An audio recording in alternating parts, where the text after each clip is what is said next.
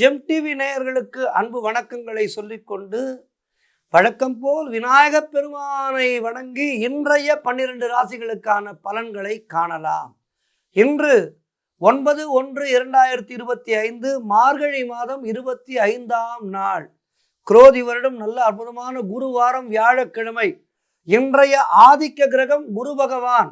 இன்று நாம் வழிபட வேண்டிய தெய்வம் தட்சிணாமூர்த்தியை வழிபட வேண்டும். இன்றைய நாள் மிக விசேஷம். கிருத்திகை முருகப்பெருமானையும் வணங்க வேண்டும். சூரிய உதயம் காலை 6:34 சூரிய அஸ்தமனம் மாலை 5:58 நல்ல நேரம் காலை 10:30 மணி முதல் காலை 11:30 வரை, மாலை 6:30 முதல் 7:30 வரை. இன்றைய ராகு காலம் மதியம் 1:30 முதல் மதியம் 3 வரை. இன்றைய யமகண்டம் காலை 6 முதல் காலை 7:30 வரை. இன்றைய குளிகை நேரம் காலை 9 முதல் காலை 10:30 வரை. இன்றைய சுபகோரை சூரியகோரை நேரம் காலை 8 முதல் 9 வரை. இன்றைய நட்சத்திரம் இன்று மதியம் 3:05 வரை பரணி, அதன் பின்பு கிருத்திகை நட்சத்திரம். இன்றைய திதி இன்று மதியம் 12:03 வரை வளர்பிறை தசமி, அதன் பின்பு ஏகாதசி திதி வருகின்றது. இன்றைய சந்திராட்டம நட்சத்திரம் அஸ்த நட்சத்திரத்துக்கு சந்திராட்டமம். அடுத்து நாம் காண இருப்பது 12 ராசிகளுக்கான பலன்களை. எல்லோருக்கும் இன்றைய நாள் குரு பகவானுடைய அனுகிரகத்தினாலே சிறப்பாக இருக்க பிரார்த்தித்துக் கொண்டு முதலாவதாக மேஷ ராசி அன்பர்களே, இன்று சந்திரன் உங்கள் ராசியிலேயே இருக்கின்றார். உங்களுடைய ராசி அதிபதி செவ்வாய் ராசிக்கு 4ஆம் இடத்திலே இருக்கின்றார். ஆகவே இன்று நீங்கள் நினைத்ததெல்லாம் நல்லபடியாக நடக்கக்கூடிய அற்புதமான நாள். தொழில் மற்றும் வியாபாரத்திலே நல்ல முன்னேற்றம் உண்டாகும். காரிய தடைகள் எல்லாம் விலகி நீங்கள் எடுக்கும் முயற்சிகள் எல்லாம் வெற்றியை தரும். வேலை இல்லாதவர்களுக்கு நல்ல வேலை கிடைக்கும். எதிர்பார்த்த பணம் கைக்கு வரும். நண்பர்கள் மற்றும் உறவினர்கள் மூலம் நல்ல ஆதாயம் உண்டாகும். பொருளாதாரத்திலே மிக திருப்திகரமான நிலை இருக்கும். கடன் பிரச்சனைகள் முற்றிலுமாக தீரும். புதிய முயற்சிகள் வெற்றியை தருகின்ற நாள். அலுவலகத்திலே பதவி உயர்வு, சம்பள உயர்வு போன்றவை கிடைக்கும். உடல் ஆரோக்கியம் திருப்திகரமாக இருக்கும். எல்லா வகையிலும் மேஷராசினருக்கு இன்றைய நாள் அற்புதமான நாள். குரு பகவானை வணங்குங்கள், தட்சிணாமூர்த்தியை வணங்குங்கள், முருகப்பெருமானை வணங்குங்கள். வாழ்த்துக்கள். அடுத்ததாக ரிஷபராசி அன்பர்களே, இன்று சந்திரன் உங்கள் ராசிக்கு 12ஆம் இடத்திலே இருக்கின்றார். உங்களுடைய ராசி அதிபதி சுக்கிரன் ராசிக்கு 10ஆம் இடத்திலே இருக்கின்றார். ஆகவே இன்று உடல் ஆரோக்கியத்திலே எச்சரிக்கையாக இருக்க வேண்டும். கொடுத்த வாக்கை காப்பாற்ற முடியாத சூழ்நிலைகள் உருவாகலாம். அலுவலகத்திலே வேலை பளு அதிகமாக இருக்கும். பொருளாதாரம் நெருக்கடியாக இருக்கின்றது. சிலருக்கு வீண் விரயங்கள் ஏற்படலாம். தொழில் சம்பந்தமான புதிய கடன் எதுவும் வாங்கக்கூடாது. நீங்களும் கடன் கொடுக்காதீர்கள். சிலருக்கு மேலதிகாரிகளால் நெருக்கடிகள் உண்டாகும். தேவையில்லாமல் மற்றவர்களுடைய விஷயங்களிலே தலையிடவே கூடாது. வீண் வாக்குவாதங்களை எல்லாம் தவிர்க்க வேண்டிய நாள். சிலருக்கு வேலை மாற்றம் உண்டாகும். ஆகவே இன்றைய நாளிலே குரு பகவானை வணங்குங்கள், முருகப்பெருமானை வணங்குங்கள். வாழ்த்துக்கள். அடுத்ததாக மிதுன ராசி அன்பர்களே, இன்று சந்திரன் உங்கள் ராசிக்கு 11ஆம் இடத்திலே இருக்கின்றார். உங்களுடைய ராசி அதிபதி புதன் ராசிக்கு 7ஆம் இடத்திலே இருக்கின்றார். ஆகவே இன்று தொழிலிலே நல்ல முன்னேற்றம் உண்டாகும். உழைப்புக்கு ஏற்ற ஊதியம் கிடைக்கும். கடன் பிரச்சனைகள் முற்றிலுமாக தீரும். எடுக்கும் முயற்சிகள் எல்லாம் வெற்றியை தருகின்ற நாள். சுபகாரியங்கள் நடக்கக்கூடிய அற்புதமான நாள். காரிய தடைகள் விலகும். உடல் ஆரோக்கியத்திலே நல்ல முன்னேற்றம் உண்டாகும். வீடு, வண்டி, வாகன மாற்றம் ஏற்படும். குழந்தைகளால் பெருமை அடைவீர்கள். நண்பர்கள் மூலம் நல்ல அனுகூலம் உண்டாகும். பொருளாதாரத்திலே அசுர வளர்ச்சி ஏற்படும். எங்கிருந்து எல்லாமோ பணம் தேடி வரும். வரவேண்டிய பணம் எல்லாம் வந்து சேர்ந்து விடும். குடும்பத்திலே நல்ல ஒற்றுமை இருக்கும், சந்தோஷம் இருக்கும். ஆகவே இன்றைய நாள் சிறப்பாக இருக்கின்றது. தட்சிணாமூர்த்தியை வணங்குங்கள், முருகப்பெருமானை வணங்குங்கள். வாழ்த்துக்கள். அடுத்ததாக கடகராசி என்பர்களே, இன்று சந்திரன் உங்கள் ராசிக்கு 10ஆம் இடத்திலே இருக்கின்றார். ஆகவே பொருளாதாரத்திலே நல்ல வளர்ச்சி உண்டாகும். அரசு வகையிலே நல்ல ஆதாயம் உண்டாகும். உடல் ஆரோக்கியம் நன்றாக இருக்கும். காரிய அனுகூலம் உண்டாகின்ற நாள். சிலருக்கு உத்தியோக மாற்றம் உண்டாகும். தொழிலிலே நல்ல முன்னேற்றம் உண்டாகும். திருமணம் போன்ற சுபகாரிய பேச்சுவார்த்தைகள் இனிதே முடியும். வீடு கட்ட எதிர்பார்த்திருந்த பெரிய தொகை ஒன்று கைக்கு வரும். அது லோனோ ஏதோ ஒன்று, ஏதோ ஒரு வகையிலே உங்களுக்கு பெரிய தொகை கைக்கு வரும். மனக்குழப்பங்கள் தீரும், கடன் தொல்லைகள் முற்றிலுமாக விலகும். எல்லா வகையிலும் ஏற்றமான நாளாக இன்றைய நாள் இருக்கின்றது. வாழ்த்து. அடுத்ததாக சிம்ம ராசி அன்பர்களே, இன்று சந்திரன் உங்கள் ராசிக்கு 9ஆம் இடத்திலே இருக்கின்றார். உங்களுடைய ராசி அதிபதி சூரியன் ராசிக்கு 5ஆம் இடத்திலே இருக்கின்றார். ஆகவே இன்று அலுவலகத்திலே சம்பள உயர்வு, பதவி உயர்வு போன்றவை சந்தோஷத்தை தரும். திருமணம் போன்ற சுபகாரிய பேச்சுவார்த்தைகள் கைகூடி வருகின்றன. நண்பர்கள் மற்றும் உறவினர்கள் மூலம் நல்ல ஆதாயம் உண்டாகும். புதிய தொழில் தொடங்கும் முயற்சிகள் வெற்றியை தரும். காரிய தடைகள் விலகும். குழந்தை பாக்கியம் சிலருக்கு உண்டாகும். நீங்கள் நினைத்தது அனைத்தும் நல்லபடியாக நடக்கக்கூடிய அற்புதமான நாள். தந்தை வழி சொத்து கைக்கு வரும். தொழில் மற்றும் வியாபாரத்திலே நல்ல முன்னேற்றம் ஏற்படும். உடல் ஆரோக்கியம் சிறப்பாக இருக்கும். எதிர்பார்த்த பணம் கைக்கு வரும். வீடு, வண்டி, வாகன மாற்றம் ஏற்படுகின்றன. எல்லா வகையிலும் சிம்மராசியருக்கு இன்றைய நாள் அற்புதமாக இருக்கின்றது. மேலும் சிறப்புகளை பெறுவதற்கு குரு பகவானை வணங்குங்கள், முருகப்பெருமானை வணங்குங்கள். வாழ்த்துக்கள். அடுத்ததாக கன்னிராசி அன்பர்களே, இன்று சந்திரன் உங்கள் ராசிக்கு 8ஆம் இடத்திலே இருக்கின்றார். உங்கள் ராசி அதிபதி புதன் ராசிக்கு 4ஆம் இடத்திலே இருக்கின்றார். இன்றைய நாள் முழுவதும் உங்களுக்கு சந்திராட்டமும் இருக்கின்றது. எச்சரிக்கையாக இருக்க வேண்டும். கோர்ட் கேஸ் போன்ற பிரச்சனைகளிலே ஈடுபடக்கூடாது. அலுவலகத்திலே வேலை பளு அதிகமாக இருக்கும். வேலை செய்யும் இடத்திலே மற்றவரை பற்றி எதுவும் பேசக்கூடாது. கடன் வாங்கக்கூடாது, கடன் கொடுக்கக்கூடாது. கணவன் மனைவிக்குள் சண்டை சச்சரவுகள் ஏற்படலாம். கவனமாக இருக்க வேண்டும். உடல் ஆரோக்கியத்திலே மிகுந்த எச்சரிக்கை தேவை. குலதெய்வ வழிபாடு மன அமைதியை தரும். தேவையில்லாத பயத்தை தவிர்க்க வேண்டும். ராமநாமத்தை சொல்ல வேண்டும். ராமநாமத்தை சொல்லி வந்தால் ஆஞ்சநேய பெருமானுடைய அருளினாலே உங்களுக்கு மன பயம் நீங்கும். ஆஞ்சநேயருக்கு வெற்றிலை மாலை வாங்கி சாற்றுங்கள். இன்றைய நாளிலே முருகப்பெருமானை வணங்குங்கள். இறைநாமத்தை சொல்லிக்கொண்டே இருங்கள். வாழ்க்கை. அடுத்ததாக துலாம் ராசி அன்பர்களே, இன்று சந்திரன் உங்கள் ராசிக்கு 7ஆம் இடத்திலே இருக்கின்றார். உங்களுடைய ராசி அதிபதி சுக்கிரன் ராசிக்கு 5ஆம் இடத்திலே இருக்கின்றார். ஆகவே இன்று வீடு, வண்டி, வாகன யோகம் உண்டாகும். கணவன் மனைவிக்குள் இருந்து வந்த பிரச்சனைகள் சரியாகும்.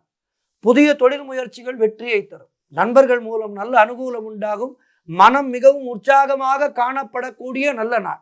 செய்யும் செயலிலே பெயரும் புகழும் கிடைக்கும். சிலருக்கு திருமண பேச்சுவார்த்தைகள் இனிதே முடியும். அலுவலகத்திலே சம்பள உயர்வு, பதவி உயர்வு ஏற்படும். புதிய வேலை வாய்ப்புகள் சிலருக்கு கிடைக்கும். தொழிலில் நல்ல லாபம் ஏற்படும். சுபகாரியங்கள் நடக்கக்கூடிய அற்புதமான நாள். எல்லா வகையிலும் வெற்றி உங்களை தேடி வருகின்ற அற்புதமான நாளாக இன்றைய நாள் இருக்கின்றது. ஆகவே முயற்சிகளை தொடருங்கள், வெற்றி பெறுங்கள். குரு பகவானை வணங்குங்கள், முருகப்பெருமானை வணங்குங்கள். வாழ்த்துக்கள். அடுத்ததாக விருச்சிக ராசி அன்பர்களே, இன்று சந்திரன் உங்கள் ராசிக்கு 6ஆம் இடத்திலே இருக்கின்றார்.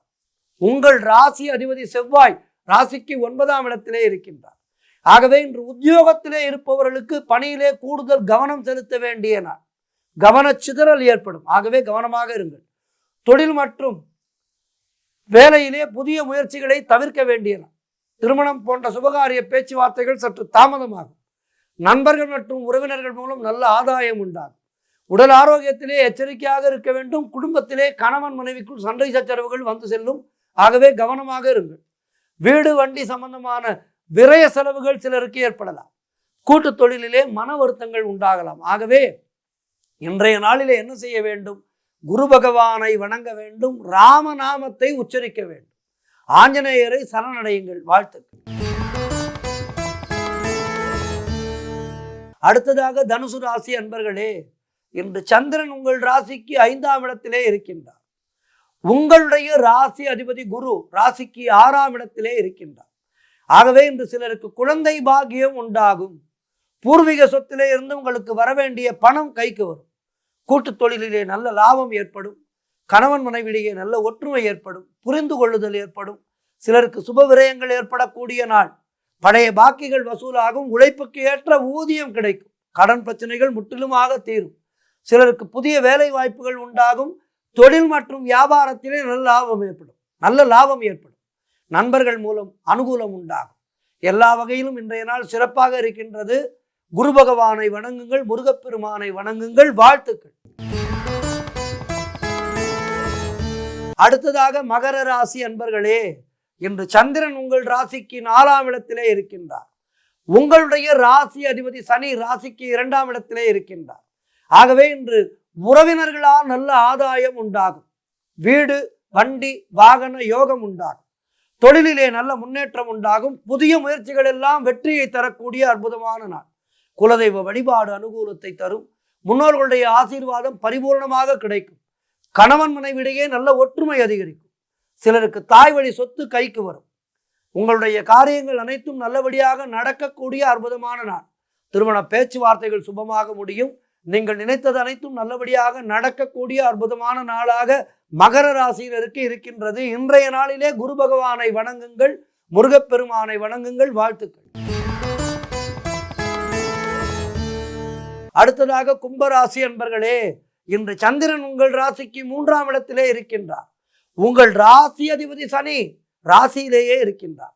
ஆகவே சுபகாரியங்கள், அதாவது திருமணம் சம்பந்தமான பேச்சுவார்த்தைகள் இனிதே முடியும். இன்றைய நாளிலே உடல் ஆரோக்கியத்திலே நல்ல முன்னேற்றம் உண்டாகும். கடன் தொல்லைகள் முற்றிலுமாக விலகும். நண்பர்கள் மூலம் எதிர்பார்த்த உதவிகள் கிடைக்கும். தந்தை உறவு வழியிலே நல்ல அனுகூலம் உண்டாகும். கூட்டு தொழிலிலே நல்ல லாபங்கள் வரக்கூடிய நாள். வேலை இல்லாதவர்களுக்கு நல்ல வேலை கிடைக்கும். பொருள் வரவு தனலாபம் அதிகரிக்கின்ற நாள். எடுக்கும் முயற்சிகள் அனைத்தும் வெற்றியாகும். திடீர் அதிர்ஷ்டம் சிலருக்கு தேடி வரும். ஆகவே இன்றைய நாள் மிக சிறப்பாக இருக்கின்றது. மேலும் சிறப்புகளை பெறுவதற்கு குரு பகவானை வணங்குங்கள். வாழ்த்துக்கள். அடுத்ததாக மீன ராசி அன்பர்களே, 12 ராசிகளிலே இறுதியான ராசி. இன்று சந்திரன் உங்கள் ராசிக்கு 2ஆம் இடத்திலே இருக்கின்றார். உங்களுடைய ராசி அதிபதி குரு ராசிக்கு 3ஆம் இடத்திலே இருக்கின்றார். ஆகவே இன்று உங்களுக்கு காரியத்திலே வெற்றிகள் உண்டாகும். என்ன முயற்சி செய்தாலும் அதிலே வெற்றி தேடி வரும். வீடு வண்டி வாகன மாற்றம் உண்டாகும். கூட்டு தொழிலிலே நல்ல லாபம் ஏற்படும். சிலருக்கு எதிர்பார்த்த இடமாற்றம் கிடைக்கும். திருமணம் சம்பந்தமான சுபகாரிய பேச்சுவார்த்தைகள் நடைபெறுகின்ற அற்புதமான நாள். பழைய பாக்கிகள் வசூலாகும். குலதெய்வ வழிபாடு வெற்றியை தரும். மனம் மிகவும் சந்தோஷமாக இருக்கும். கடன் பிரச்சனைகள் முற்றிலுமாக தீரும். பொருளாதாரம் அருமையாக இருக்கின்றது. பிள்ளைகளால் பெருமை ஏற்படும். வாழ்க்கை துணையால் நல்ல மகிழ்ச்சி உண்டாகும். உறவினர்களோடு இருந்து வந்த மன வருத்தங்கள் எல்லாம் தீரும். தொழில் மற்றும் வியாபாரத்திலே நல்ல முன்னேற்றம் உண்டாகும். அலுவலகத்திலே இருந்து வந்த நெருக்கடிகள் குறையும். அலுவலகத்திலே உங்களுடைய கை ஓங்கும். ஆகவே இன்றைய நாள் மீனராசினருக்கு அற்புதமாக இருக்கின்றது. குரு தட்சிணாமூர்த்தியை வணங்குங்கள், முருகப்பெருமானை வணங்குங்கள். 12 ராசிக்காரர்களுக்குமே இன்றைய நாளிலே இதனை செய்ய வேண்டும்.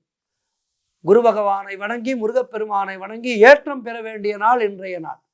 12 ராசியினருக்கும் சிறப்பாக இருக்க பிரார்த்திக்கின்றேன். நன்றி. இன்றைய ஆன்மீக தகவல். இன்றைக்கு நாம் ஆஞ்சநேய பெருமானை பற்றி பார்க்க இருக்கின்றோம். அதாவது செஞ்சொற் பொற்கொல்லன் ஹனுமன் கண்டேன் கற்பினு கனியை, சொல்லின் செல்வனாம் ஹனுமன் அன்னை சீதையை அசோகவனத்திலே கண்டார். அதாவது ஒருவன் எப்படி பேச வேண்டும் என்பதற்கு ஆஞ்சநேய பெருமானை வணங்கி இந்த ராமாயணத்தை படித்தாலே ஒருவன் சிறந்த பேச்சாளனாக மாறிவிடுவார். காரணம், ஆஞ்சநேய பெருமான் அத்தனை அழகாக வினயமாக சீதாதேவியிடம் அற்புதமாக பேசி சீதாதேவியினுடைய மன வருத்தங்களை அகற்றுகின்றார். அதுவே ராவணனிடம் பேசும்போது ராவணனுக்கு ராமனை பற்றிய பயத்தையே உருவாக்குகின்றார். யாரிடம் எப்படி பேச வேண்டும் என்பதை நமக்கு கற்றுக் கொடுப்பது ராமாயணம். பேச்சு திறனை, ஒருவரிடம் எப்படி பேச வேண்டும், எப்படி பேசி நம்முடைய காரியத்தை சாதித்துக் கொள்ள வேண்டும் என்பதை நமக்கு அற்புதமாக விளக்குகின்றது இந்த ராமாயணம். அதாவது சொல்லின் செல்வன் என்று ஆஞ்சநேயனை சொல்வார்கள். இந்த சொல்லின் செல்வனாம் ஹனுமன் அன்னை சீதையை அசோகவனத்திலே கண்டபின் அந்த செய்தியை எதிர்நோக்கி காத்திருக்கின்ற ராமபிரானிடம் வந்து செய்தியை சொல்கின்றான். அப்படி சொல்லும்போது எடுத்த உடனேயே சொல்கின்றான், கண்டேன் சீதையை. அதாவது ராமபிரான், இதை எத்தனையோ உபன்யாசகர்கள் மிக அழகாக சொல்லி இருக்கின்றார்கள். ராமன் சீதையை காணாமல் தவித்துக் கொண்டிருக்கின்றான். மிகுந்த மனக்கலக்கத்திலே இருக்கின்றான். காரணம், அவன் சீதையை பிரிந்ததே இல்லை. திருமணம் ஆன காலத்திலிருந்து சீதையை பிரியாமல் இருந்தவன் மனமொத்த தம்பதிகளாக வாழ்ந்து கொண்டிருந்த அந்த தம்பதிகளுக்குள்ளே ராவணன் சீதையை பறித்து கொண்டு சென்று ராமனை கலங்க வைத்து விட்டு சென்று விட்டான். ராமன் அப்படி கலக்கத்தோடு இருந்த நேரத்திலே ஆஞ்சநேயன் போய் சீதையை பார்த்து விட்டு வந்து, ஆகவே மிகுந்த மனக்கலக்கத்திலே இருந்த ராமனிடம் சீதையை கண்டுவிட்டேன் என்கின்ற செய்தியை சொல்வதற்காக ஆஞ்சநேயன் வருகின்றான். அப்போது எப்படி துவங்குகின்றான் பாருங்கள். கண்டேன் என்கின்ற வார்த்தையை முதலிலே வைக்கின்றார். கண்டேன் என்று சொல்லிவிட்ட உடனேயே ராமனுக்கு பாதி உயிர் வந்து விடுகின்றது. ஆகா, பார்த்து விட்டான் சீதையை என்பதை புரிந்து கொள்கின்றார். ராமர் அல்லவா? ஆகவே கண்டேன் என்று தொடங்கியதை போல் இங்கே தாய் என்ற பொருள் தரும் மாத என்கின்ற சொல்லையும் தொடங்கி சொல்கின்றார். திருமகள் நிலைத்த அன்னை என்ற பொருளை சுட்டி காட்டுகின்றது. அன்னை சீதையை தேடி 8 திசைகளிலேயும் சென்ற வானரர்கள், அன்னை சீதையை தேடி 8 திசைகளிலும் சென்ற வானரர்கள் எல்லாம் திரும்பி விட்டார்கள். தென் திசைக்கு சென்ற வானரர்களே சிலர் மட்டுமே இன்னும் வரவில்லை. திரும்பிய வானரர்கள் யாருமே அன்னையை காணவில்லை. பறவைகளுடைய அரசரும் சக்கரவர்த்தி தசரதனுடைய நண்பருமான ஜடாயு சொன்ன குறிப்புகளின் படியும் சுக்ரீவனும் அவன் நண்பர்களும் கண்ட குறிப்புகளின் படியும் அன்னையை எடுத்து சென்றவன் அவளை தென் திசை நோக்கியே எடுத்து சென்றான் என்பதால் தென் திசைக்கு சென்று இன்னும் திரும்பாத வானரர்கள் நல்ல செய்தியை கொண்டு வருவார்கள் என்று ராமபிரான் ஆவலோடு வானத்தையும் தென் திசையையும் மாறி மாறி பார்த்து கொண்டிருக்கின்றார். நாட்கள் கழிந்து கொண்டிருக்கின்றன. ராமருக்கு மனதுக்குள்ளே கலக்கம் ஏற்படுகின்றது. சீதே சீதே என்று மனதுக்குள்ளே கலங்கி நிற்கின்றார். திடீரென்று எங்கு பார்த்தாலும் ஒரே பரபரப்பு. தென் திசைக்கு சென்ற வானரர்கள் திரும்பிவிட்டனர். அவர்களுக்கு தலைமையேற்று சென்ற ஜாம்பவானும் ஹனுமனும் வருகிறார்கள். அவர்களுடைய முகத்திலே மகிழ்ச்சி தெரிகின்றது. முகக்குறிப்பை பார்த்தே அறிந்து கொள்வான் அல்லவா ராமன்? ஏற்கனவே பொங்கி பிரவாகம் கொண்டு புயல் சின்னங்களை மனதிலே கொண்டிருந்த ராமன் அந்த மகிழ்ச்சிக்குறியை கண்டு மகிழ்ந்து உவகையும் ஆவலும் பிடித்து தள்ள திரும்பி வரும் வானரரை எதிர்கொண்டு அழைக்க முந்துகின்றார்.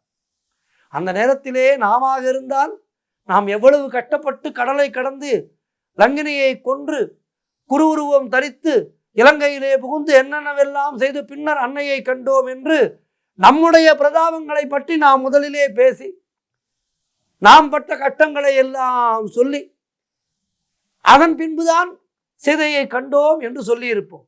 ஆனால் ஹனுமன் தெய்வம் அல்லவா? அவன் சொல்கின்றான். அதனால்தான் சொல்லின் செல்வன் என்கின்றார். அவனுக்கு தெரியாதா எதனை எப்போது சொல்ல வேண்டும் என்று? அவன் தான் பட்ட கஷ்டங்களை எல்லாம் சொல்லவில்லை. அதை அவன் கஷ்டமாகவே நினைக்கவில்லை. ராமருக்கு செய்த மிகப்பெரிய சேவையாக அல்லவா அதனை நினைத்தான். ஆகவே தான் பட்ட கஷ்டங்களை எல்லாம் சொல்லாமல் ஒரே ஒரு சொற்றொடர், கண்டேன் கற்பின கனியே என்பதே. அதாவது சீதாதேவிக்கு எந்த ஒரு அசம்பாவிதமும் நடக்கவில்லை. சீதாதேவி ராமனை மனமுடித்த போது எப்படி இருந்தாலோ அப்படியே இருக்கின்றாள் என்பதை அனைவருக்கு எதிரிலும் சொல்ல வேண்டும். ஆனால் அதனை அழகாகவும் சொல்ல வேண்டும்.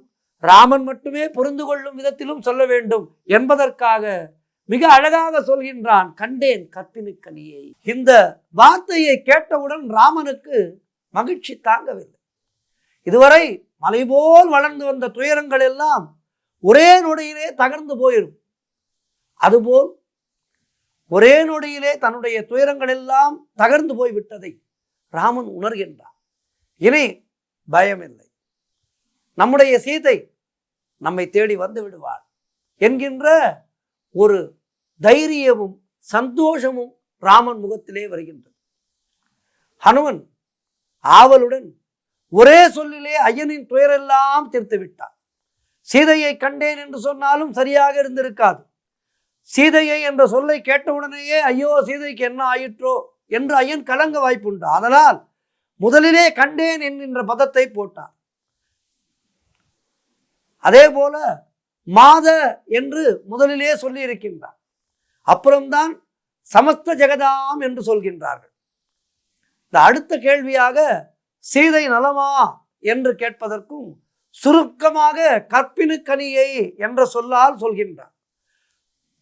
செஞ்சொற் பொற்கொல்லன் ஹனுமன், அன்னை நலமே என்பதும் அவள் கற்பினுக்கு எந்த விதமான இடையூறும் ஏற்படவில்லை என்பதையும் இந்த சொல்லின் மூலம் மிக அழகாக சொல்லிவிடுகின்றான் ஹனுமன்.